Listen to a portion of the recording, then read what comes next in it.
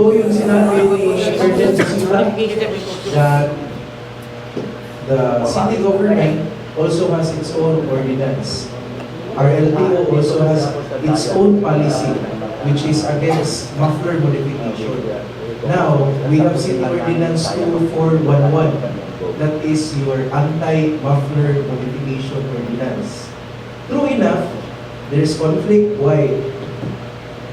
PMBIC has the threshold or limit, the standard of 99 decibels. Ang sa diri sa atuwa sa Cebu City, mas ubos 84 decibels. Now, mubalik ta sa purpose nga nung naatay ubos. Kay dili ta ganahan nga saba, especially sa Canlaon. In complement or in connection sa atong gitawag nga anti-noise ordinance, di ba? Mo gyud na objective na to. Dili saba kay ano man, ani ta syudad, bisan kay katos unahan, nalis bilangan. Di ba? Aris likod, na hospital. Di ba? Daghan kayo ang magkagubot kung saba ang inyong tawag. So, pero kailangan man dili karon, and with the approval of the mayor, bago lang yung nagkastorya, we will harmonize the policy of LTO and the ordinance of Cebu City. Tanaw na to, ato ang i-review. And tanaw na to, ubunsa man yung maayo. Colonel, if it is scientifically correct, if the 99 decibel is alright for the health of all of individuals here in Cebu City, why not?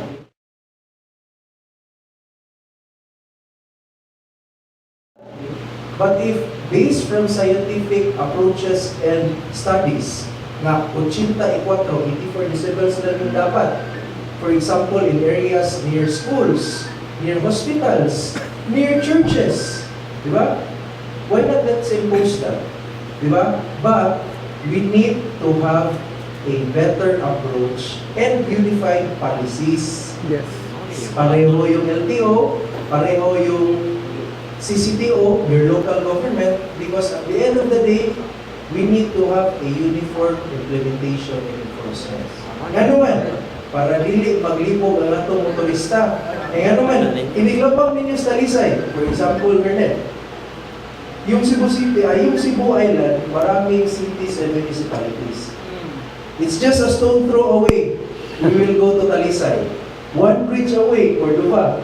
Another stone throw away, Mandaue. All urbanized cities and municipalities. But we don't know if we have different enforcement policies. Now it's high time that we have harmonious implementation so that our motorists will not be confused. Bakit iba-iba yung mga policies and iba-iba yung mga legal implementation, citations, and applications. Now, our ordinances is part of our Cebu City Traffic Management Coordination Board. We will formally put a letter on the table as part of the agenda this coming Friday to make a harmonized policy in order to have a uniform implementation of our anti-muffler modification ordinance.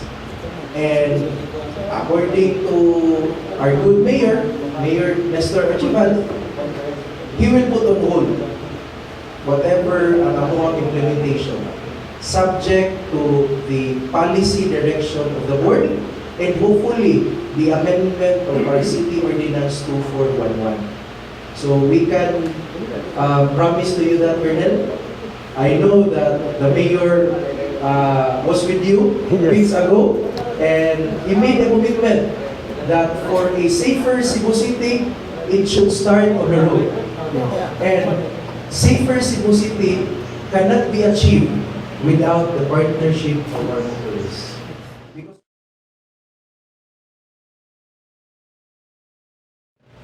So let's help each other, and hopefully by the end of the month, we will have a better approach and hopefully a unified enforcement. Okay? Okay. So, katong mga nanakpan, give us a letter. Okay, we don't have adjudicatory power sa CCTO. Only the mayor can give a waiver and even the sanggunian na dili mo pa mayroon. But give us a letter, give us the citation ticket, and we will also forward the same to LTO so that we can be guided. Because what Colonel Busita said, it's the job of the PMPIC to provide that indeed your mufflers are not beyond the standard that they are offering. So now we will ask LTO for us to be guided, and hopefully the mayor will approve any waiver together with the sanggunian, because there is really an issue in this.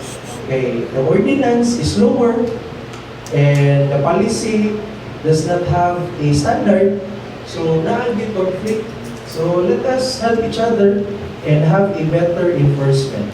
Okay? So daghang salamat. O diri sa Cebu City, road safety is a shared responsibility.